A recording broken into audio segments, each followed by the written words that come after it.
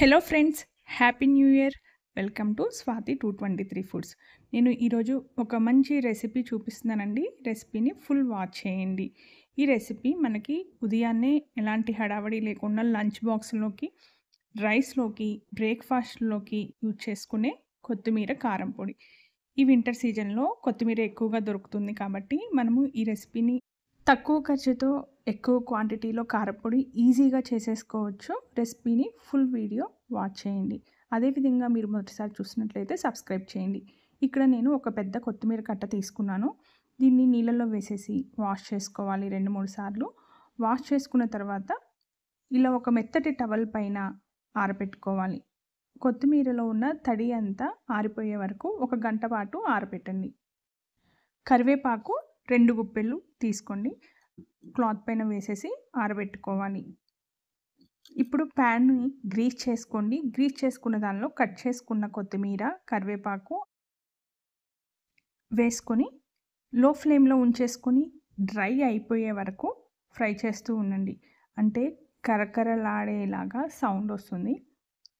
ఆ సౌండ్ వచ్చే వరకు కొత్తిమీరని ఫ్రై చేస్తూనే ఉండాలి లో ఫ్లేమ్లో ఉంచేసి. ఇందులోకి మీరు 2 ఇంచుల చింతపండును కూడా వేసేసుకొని ఫ్రై చేయండి.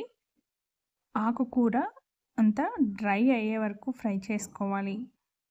డ్రైగా ఉంటేనే కొత్తిమీర కారం ఎక్కువ డేస్ స్టోర్ అవుతుంది. చూడండి, ఇక్కడ వీడియోలో చూపించిన విధంగా మొత్తం డ్రై అయిపోవాలి. అంటే ఒక గుప్పెట్లోకి తీసేసుకొని క్రష్ చేస్తే పొడిగా అవ్వాలి. అంతవరకు కొత్తిమీరని ఫ్రై చేసుకోవాలి.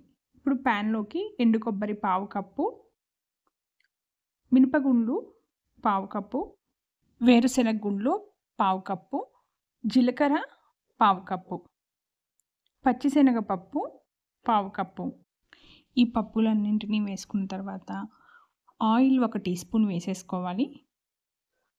వేసుకున్న తర్వాత మొత్తం మిక్స్ చేసేయండి. మిక్స్ చేసిన ఈ ఇంగ్రీడియంట్స్ అన్నింటినీ మనము స్టవ్ వెలిగించుకొని మీడియం ఫ్లేమ్లో మంచి కలర్ వచ్చే వరకు వేయించిన తర్వాత మంచి స్మెల్ వస్తుంది. ఆ స్మెల్ వచ్చే వరకు వీటిని ఫ్రై చేసేయండి. ఈ ఇంగ్రీడియంట్స్ అన్నీ వేయించుకునే టైంలోనే ధనియాలు 1 టేబుల్ స్పూన్ వేసుకోవాలి. ఎండుమిర్చి 20 వేసుకోండి. మీకు కారం తక్కువగా కావాలి అంటే 15 వేసుకోండి. నేను ఇక్కడ 20 వేశాను. వెల్లుల్లి రెబ్బలు 10 వేసుకోవాలి. వీటిని వేసిన తర్వాత ఇంకొక 2 నిమిషాలు ఫ్రై చేసేసేయండి. ఇలా ఫ్రై చేసుకున్న వాటిని చల్లార్చుకొని మిక్సీ జార్లోకి వేసుకోండి.